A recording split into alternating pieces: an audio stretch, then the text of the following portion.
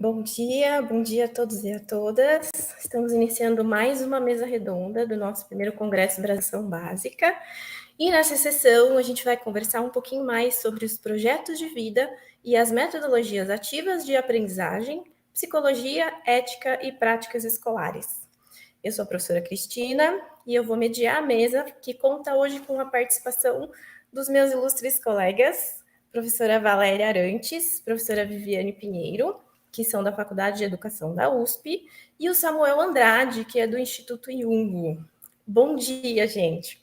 Muito feliz de estar aqui com vocês nesse momento, para a gente poder conversar um pouquinho mais sobre esse tema que é tão instigante, que é o trabalho com projetos de vida nas escolas, e que hoje tem sido cada vez mais pautado, inclusive por conta das orientações da nova BNCC e do novo ensino médio. Bom dia também para vocês que estão participando da sessão. Eu queria agradecer a participação e presença de todos e todas que estão acompanhando a gente agora. Sejam bem-vindos e bem-vindas à nossa sessão e ao nosso evento. Acredito que todo mundo teve a oportunidade de acessar o vídeo durante os dias do pré-congresso. E eu queria agradecer muito todas as manifestações que vocês deixaram nos chats, porque é a partir dessas questões e dos comentários que vocês trazem, que a gente pode aprofundar os debates e produzir aqui as nossas discussões para que elas sejam realmente relevantes e que dialoguem com a realidade e as demandas de vocês nas escolas.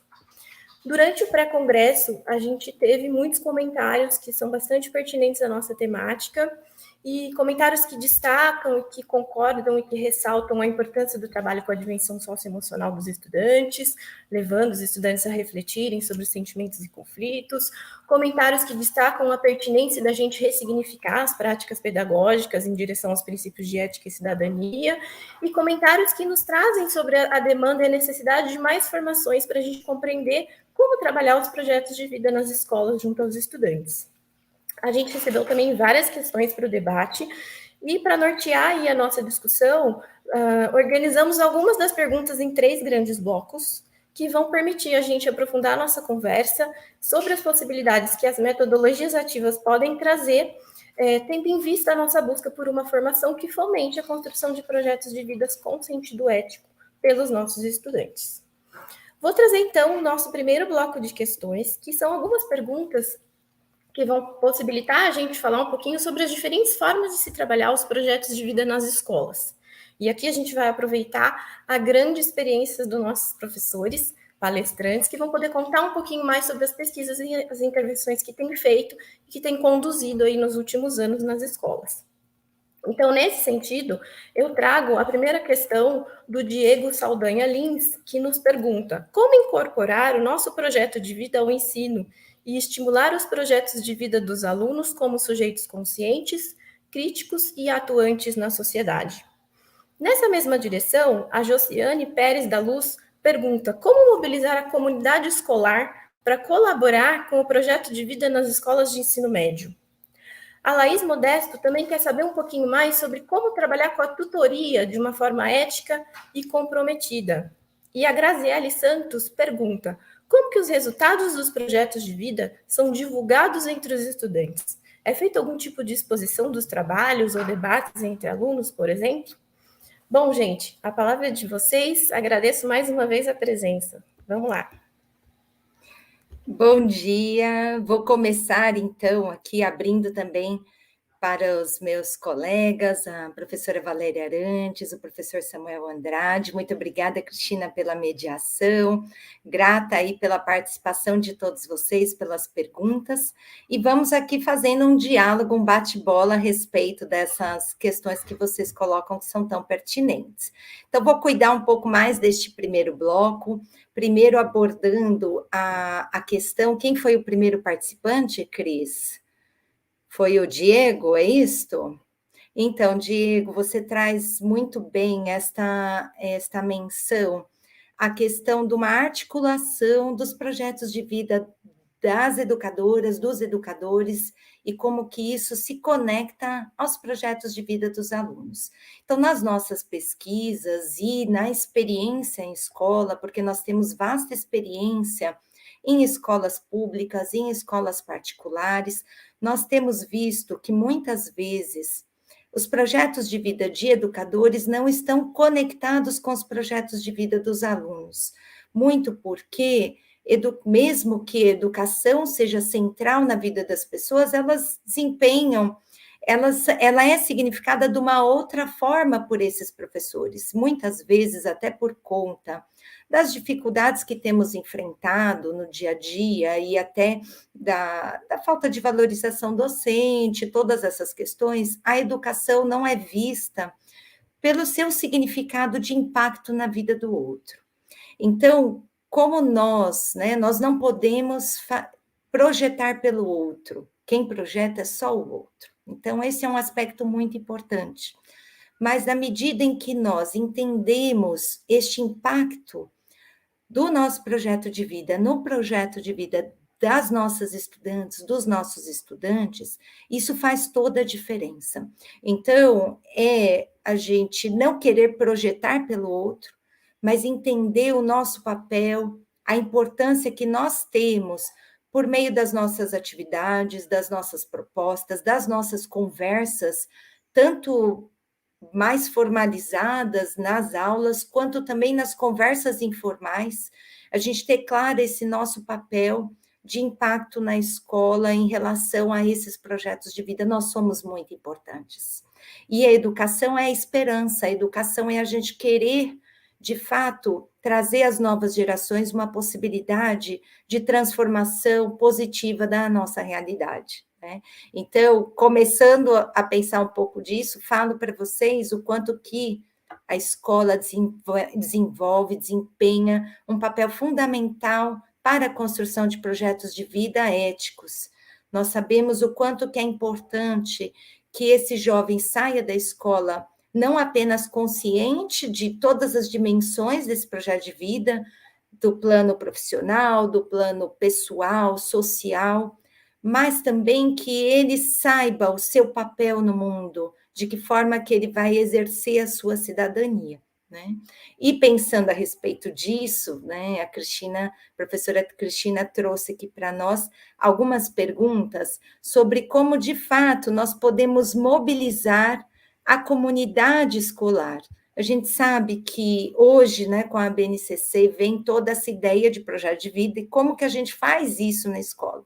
Então, o primeiro ponto é um processo. Então, todas as vezes em que eu vi isso acontecer, isso precisa ser organizado por um grupo de professores, que seja por um professor. Na minha trajetória, eu fui uma dessas professoras. Então, em que lutei dentro de uma instituição escolar para, de fato, ver isso acontecendo. E eu vi isso acontecendo com apoio de colegas, né? Muito próximos, e que compramos juntos essa batalha de fazer esse trabalho. A gente pode começar com pequenas ações, uma disciplina, um projeto que se dê de forma transversal. A gente pode desenvolver por exemplo, no campo profissional, a gente pode fazer feira de profissões dentro da escola, isso se torna um dos aspectos importantes, rodas de conversa mais sistematizadas, em que a gente pode fazer com que eles tragam possibilidades. Cada professor pode, sim, nas suas aulas, trazer o significado daquilo que ele faz e qual é o seu projeto de vida, isso importa muito para os estudantes, né? Então, são pequenas ações que vão envolvendo a comunidade em torno dos projetos de vida dos estudantes, né? Então, são inúmeros exemplos, mas é claro que isso não é simples, né? A gente não chega num dia e faz todo mundo planejar e já todos os projetos de vida já vão surgir dali.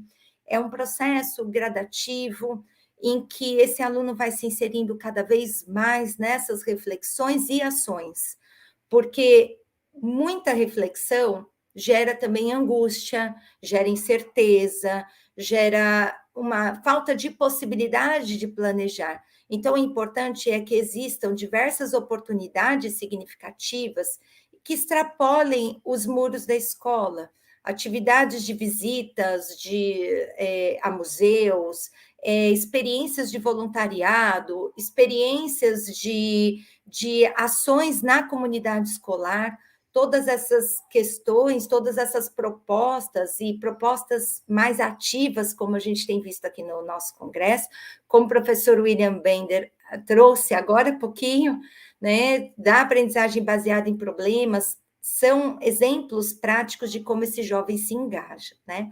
Pensando nisso, só puxando para eu fechar, a questão da tutoria é um apoio de um educador ou até de uma outra pessoa da escola que seja interessada. A gente vê nos projetos de vida, nos estudos sobre projetos de vida, o quanto que isso é importante, ter um adulto interessado naquele projeto de vida, funcionando como um apoio, e que isso seja, de fato, um compromisso ético, precisa ter uma intencionalidade em relação a isso e a percepção de que a gente não deve forçar um projeto de vida, mas a gente deve incentivar, apresentar oportunidades, engajar-se, de fato, ter uma real preocupação com esse jovem, né? Os resultados desse projeto, vou dar um exemplo aqui breve, que eu sei que os meus colegas também, a gente tem que se dividir aqui para organizar, e qualquer coisa eu volto a falar, mas um exemplo breve, em uma das escolas que eu acompanhei, a gente usa, usei, né? E agora acompanho o trabalho, a aprendizagem baseada em problemas e por projetos. Então, esse jovem precisa olhar a realidade e pensando tanto nos planos pessoal, social e profissional, um tema de interesse que ele seleciona, né? A gente até já desenvolveu alguns materiais sobre isso, que vocês podem acessar, então tem muita coisa já que produzimos, tem um livro que produzi junto com a professora Valéria e professor Ulisses Araújo, em que a gente traz um pouco dessa experiência. Tem um artigo também que eu e a professora Valéria publicamos juntas a respeito deste trabalho, e esse jovem olha para essa problemática e, com base no método científico, ele pode investigar aquela realidade, ele pode propor soluções para aquela realidade embasado na sua vivência e já pensando na sua inserção social, tanto profissional como pessoal, né? Temas que de fato mobilizam. Os resultados deste trabalho são compartilhados muitas vezes em bancas, muitas vezes em posters que outras escolas vêm olhar o que está acontecendo, os jovens dialogam. E assim, para dar um exemplo, mas se a gente for pensar na escola, não é só no ensino médio que a gente trabalha com isso. Os projetos de vida a gente trabalha durante toda a trajetória escolar. Como? Se nós formos pensar que projeto de vida está muito articulado com quem nós somos, com a nossa identidade, ele está articulado também com os nossos valores, aquilo que nós consideramos que é muito importante na nossa vida. E como a gente consegue, de fato, construir projetos de vida que vão impactar positivamente o mundo? Se essas crianças vão construindo valores éticos que são muito importantes para a vida no coletivo e para si mesmos, trazendo tanto satisfação pessoal quanto também um bem-estar coletivo, a gente também vai produzir, chegar, né, como produto final, em jovens que tenham essa dimensão mais clara, né? Então, acho que é só uma palhinha, e penso que vocês que estão aqui estão super envolvidos em todas essas discussões, e vamos em frente, né? É isso. Super obrigada, professora Viviane. Bom, pelo que você falou, e a gente sabe que vocês têm muita experiência em propostas que vocês já conduziram junto às escolas e materiais que já foram produzidos a esse respeito, com relatos de experiências e discussões teóricas. E nesse sentido, eu vou aproveitar mais perguntas aqui dos nossos participantes e vou chamar o Samuel para falar um pouquinho sobre duas questões mais específicas relativas a essa produção desses materiais. O Danilo Moreira pergunta que gostaria de saber, se possível, exemplos de projetos de vida ou linha de projetos com uma metodologia onde o aluno se torna mais ativo, para um melhor entendimento.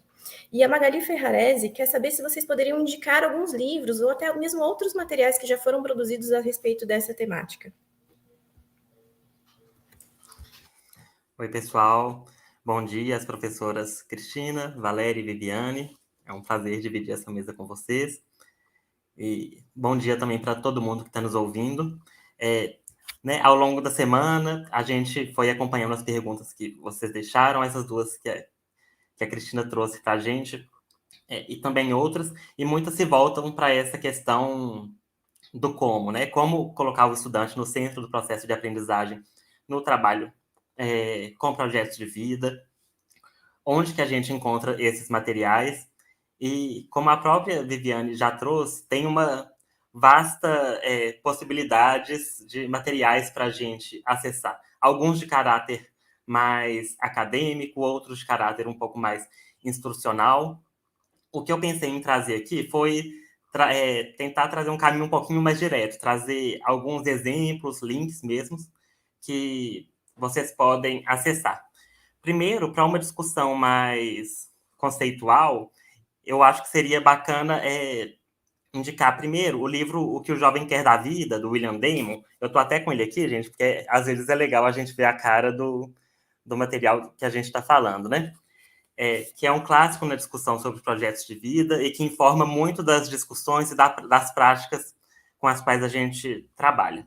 O livro que a Viviane falou, em que ela é autora, junto à professora Valéria e ao professor Ulisses Araújo, que se chama Projetos de Vida, Fundamentos Psicológicos, Éticos e Práticas Educacionais, ajuda a gente a trazer essas discussões para o contexto brasileiro, então traz dados e resultados de pesquisa muito interessantes sobre projetos de vida no Brasil, e traz, inclusive, algumas sugestões e indicações de estratégias metodológicas que podem ser trabalhadas em sala de aula. E aí eu vou dar o segundo passo, que é onde encontrar esses materiais.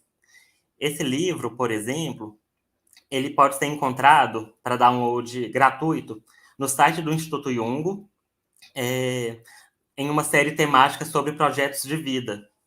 Nessa série temática, vocês vão encontrar planos de aula, podcasts temáticos sobre vários assuntos que se relacionam diretamente a projetos de vida, palestras e conversas sobre o assunto, que certamente tem muito para apoiar vocês na construção e no aprimoramento do trabalho com projetos de vida, tá? Eu queria fazer um parênteses no sentido de dizer que sempre quando a gente está falando de planos de aula, de relatos de experiência, algo que eu gosto de destacar é que eles estão aí disponíveis no mundo para a gente se apropriar deles. Muito dificilmente a gente vai conseguir fazer ipsis literis o que está escrito ali no nosso trabalho com sala de aula. E mais do que isso ser um desafio, isso não é exatamente, necessariamente desejável. É importante que a gente se inspire nessas práticas, nesses planos de aula, nessas estruturações de projeto e traga essas práticas para a nossa realidade, para o contexto em que a gente está. Né? Eu acho que isso é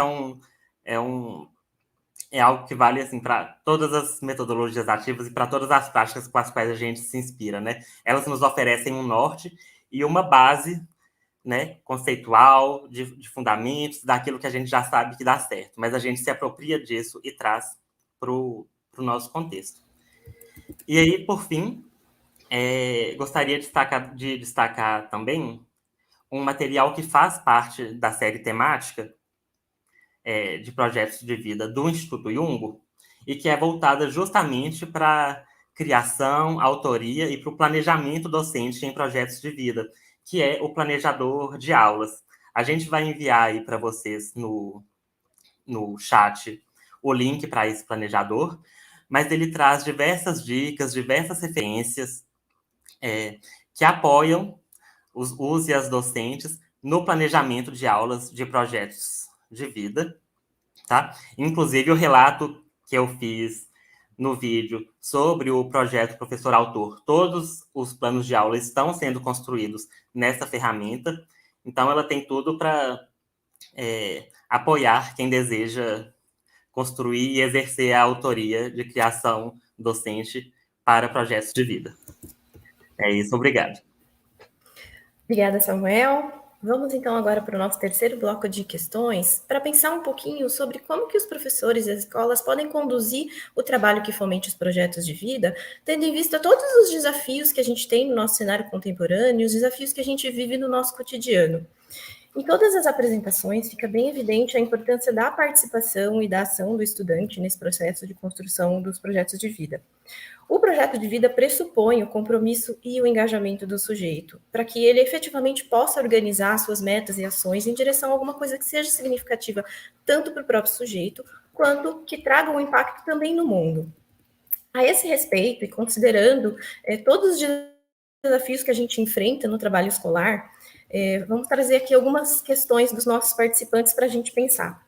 Primeiro, um comentário da Simone Ribeiro, que diz o seguinte: todos os alunos devem se sentir bem no ambiente escolar. A sensação de acolhimento e pertencimento potencializa ao estudante vulnerável encontrar um espaço onde possa reconstruir-se como pessoa, cidadão e ser humano, o que muitas vezes é negado quando é oriundo de um meio familiar hostil, violento ou até mesmo apático. A Raiza Rizieri pergunta o seguinte: como que a gente pode instigar o compromisso e o engajamento no projeto de vida quando o interesse realmente não existe? A Meiriane Gonçalves Coelho indaga o seguinte: como trazer ao aluno a vontade de criar o seu projeto de vida, uma vez que muitos são levados a cuidarem de suas famílias e acabam por desistir dos seus sonhos? Além disso, ainda há muita desigualdade de oportunidades. A Simone Correia dos Santos pergunta como que a escola pode estimular o projeto de vida dos nossos alunos quando a família falha nesse compromisso. E aí, algumas questões que ajudam a gente a sistematizar e a pensar sobre tudo isso. A Josiane Araújo Pérez da Luz pergunta como abordar o projeto de vida junto aos docentes nas escolas. E a Cláudia Sozinho, que está nos acompanhando agora, a esse respeito, né, eu trago mais uma questão dela. Ela quer saber se o professor de projeto de vida precisa ter algum perfil característico para trabalhar com esse componente. Vou convidar, então, a professora Valéria para comentar sobre isso com a gente agora. Bom dia a todos e a todas. Para mim é um prazer enorme estar aqui com os meus colegas de trabalho. Obrigada, Cristina, pela mediação. Professora Viviane, professor Samuel, prazer enorme estar aqui com vocês. Agradeço a todos vocês que estão assistindo, que participaram e que enviaram as perguntas, né? Bom, as perguntas são difíceis, né? Difíceis porque o contexto é difícil e nós teríamos muito tempo para debater isso. Adoraria ouvi-los mais de perto, né? Mas a gente tem poucos minutos e eu vou tentar, mais do que responder, eu acho que eu vou colocar mais tempero ou, quiçá, mais pimenta para a gente pensar sobre tudo isso, né? Porque, de um modo ou de outro, eu vou tentar organizar a minha fala em dois eixos, né? O primeiro deles, me parece que está muito centrado, e vocês têm muita razão de trazer isso, né, ainda mais no contexto brasileiro, né, que diz respeito à vulnerabilidade dos nossos alunos. Tá? Então, de um modo ou de outro, eu entendo alguns dos comentários, né, como a seguinte pergunta: no fundo, como que a gente pode apresentar ao aluno que tem poucas oportunidades sociais, econômicas, culturais, né, como vocês mesmos disseram, que estão tão vulneráveis, né, como é que a gente pode, como é que a gente incita-os a pensar sob uma perspectiva de futuro e, de certa forma, né, que é o nosso papel como educadores, uma perspectiva de futuro com um sentido ético. Né? Por isso que a pergunta, né, os comentários são complexos e a gente precisa pensar essas questões de forma extremamente complexa. Tá? Mas, ao ouvir as perguntas, isso me remeteu a uma pesquisa da qual eu gosto muito, que foi desenvolvida por uma aluna do nosso grupo de pesquisa, que ela foi trabalhar com 90 jovens de periferias, né? Jovens extremamente vulneráveis em todos os sentidos. E um dos resultados que nos chamou muita atenção é que a grande maioria, né, mais de 80% deles, durante as entrevistas, mencionava estritamente projeções futuras vinculadas ao campo profissional. E, ao longo das perguntas, a pesquisadora perguntava: escuta, por que vocês mencionam estritamente aspirações profissionais? Né? Porque isso nos parecia muito relevante. Tá? E aí, o eixo da resposta, por quê? Porque eles viam no trabalho a única possibilidade de superar as lacunas que, de um modo ou de outro, a vida lhes impôs. Tá? Por que eu estou dando esse dado de pesquisa? Eu acho que, como a Viviane falou, é preciso a gente estar referendado em resultados de pesquisa. Tá? E aí, cabe a pergunta, né? Por quê? Porque quando eles falam de projeto de vida profissional, é uma forma que eles vislumbram isso. E quando vocês falam as dificuldades que as famílias às vezes colocam, a vulnerabilidade deles, as necessidades econômicas e tal, nos leva. Como projetar? Isso significa ter que abrir mão do sonho? Ter que abrir mão da ilusão? Como é que a gente pode compactuar e conectar essas necessidades pessoais com os sonhos, tá? E isso, por quê? Porque quando a gente está falando de projeto de vida, a gente está falando o quê? A gente está falando de moralidade. E, é claro, a gente está falando de educação e valores, tá? A gente está falando, e no âmbito dos valores, a gente está falando dos sentimentos, a gente está falando das emoções, das ilusões, dos desejos, né? E aqui eu abro um parênteses para dizer o seguinte, é importante a gente entender que o desejo, a ilusão, localiza-se, situa-se na antessala do projeto, como diz o professor Nilson Machado, com quem a gente vai conversar amanhã, né? Então, o que ele deixa claro, e com o qual eu concordo absolutamente? Não existe projeto sem ilusão. Não existe projeto sem sonho, né? A gente ouve muito no dia a dia assim, né? Ninguém vive de ilusão, mas é preciso dizer que ninguém vive sem elas, tá? E aí, porque uma das perguntas está assim, será que ele tem que abrir mão dos sonhos por causa das necessidades? E eu diria que é importante o trabalho com os projetos de vida ter em mente a importância de, a partir das nossas especificidades, das nossas necessidades, das nossas limitações, a gente identificar esse campo dos sonhos, tá? E aí só tem uma via, e como a professora Viviane colocou, é ao longo da vida, desde as séries iniciais, trabalhar a dimensão do autoconhecimento, né? Porque quando a gente fala de autoconhecimento, a gente está falando de processos de autorregulação que permitem, que é a única via pela qual o sujeito pode gerir a própria vida, diante de outras tantas, né? Como empatia, autocuidado, cooperação, responsabilidade, mas isso pressupõe um processo de autoconhecimento. Tá? Então, o que eu queria dizer é que, assim, eu particularmente acredito que se nós tomarmos o trabalho, a construção de projeto de vida, o trabalho como projeto de vida, no sentido que está lá na BNCC, né, como uma possibilidade de fomentarmos nos nossos estudantes. Prestem atenção nisso, gente. Escolhas de estilo de vida saudáveis e sustentáveis. E quando eu estou falando de estilo de vida saudáveis e sustentáveis, é claro que é dentro de um universo de possibilidades de cada um, tá? Eu acho que se nós conseguirmos fazer isso, nós vamos fazer muito pelas futuras gerações.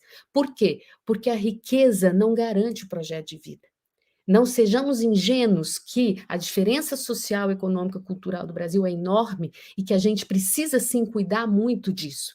Mas o fato, a riqueza não garante o projeto de vida. Então, eu fecho aqui esse primeiro bloco dizendo o seguinte: para mim, você articular os sonhos e os desejos com as necessidades pressupõe, isso em todos os níveis, mas aqui mais ainda, que a gente integre as diferentes dimensões do projeto de vida, profissional, pessoal e social. É a única forma de nós não abrirmos mão, né? E eu acho que isso é muito importante. Por quê? Alguém falou de engajamento numa das perguntas, né, Cristina? O engajamento é da ordem do pessoal. E você só pode, de fato, se engajar num projeto de vida, num processo, à medida em que aquilo faça parte na sua dimensão afetiva.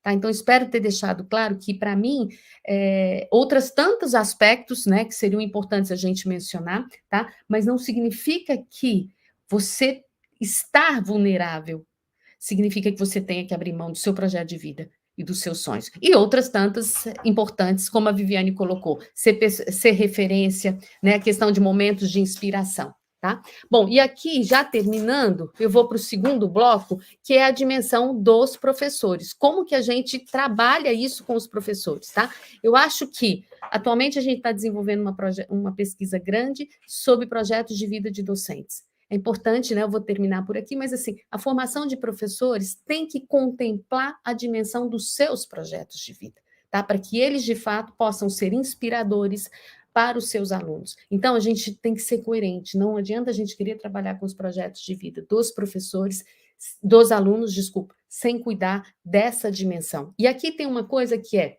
super importante em pesquisas que nós fizemos também com grandes educadores, né?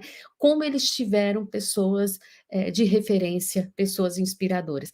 E a totalidade deles mencionou muito que tiveram professores, na escola ou na família, que foram muito inspiradores. Tá? Então, eu acho que toda proposta de formação de professores deve ter isso no seu cerne, o projeto de vida do docente. Muito obrigada, professora Valéria. A Simone Santos se manifestou aqui, dizendo que ficou muito feliz da gente poder dialogar a partir da pergunta que ela colocou. Que legal, Simone. A gente que agradece a sua contribuição e a sua participação. Bom, infelizmente o nosso tempo está acabando, mas eu vejo que o nosso curto debate foi muito rico e eu tenho certeza que todos nós saímos aqui com novos sonhos, novos projetos e novas possibilidades de trabalho nas escolas. Eu quero terminar trazendo mais um comentário do Danilo Moreira, que está aqui acompanhando a gente na sessão. Logo no comecinho ele falou que acredito que essa mesa redonda seja fundamental, pois o auge da educação nesse momento é o projeto de vida do aluno. E quando conseguimos mostrar a importância do nosso conteúdo ao seu projeto, ele se torna um aluno extremamente participativo. É isso, gente. Muito obrigada a todos e a todas. Obrigada mais uma vez, colegas, participantes da mesa, Valéria, Viviane, Samuel, e a todos que nos acompanharam aqui. O nosso evento continua ainda hoje e nos próximos dias. A gente se vê novamente nas próximas sessões. Até breve, gente. Bom evento a todos. Obrigada mais uma vez. Foi um prazer. Um prazer enorme, gente. Bom congresso. Até mais, pessoal.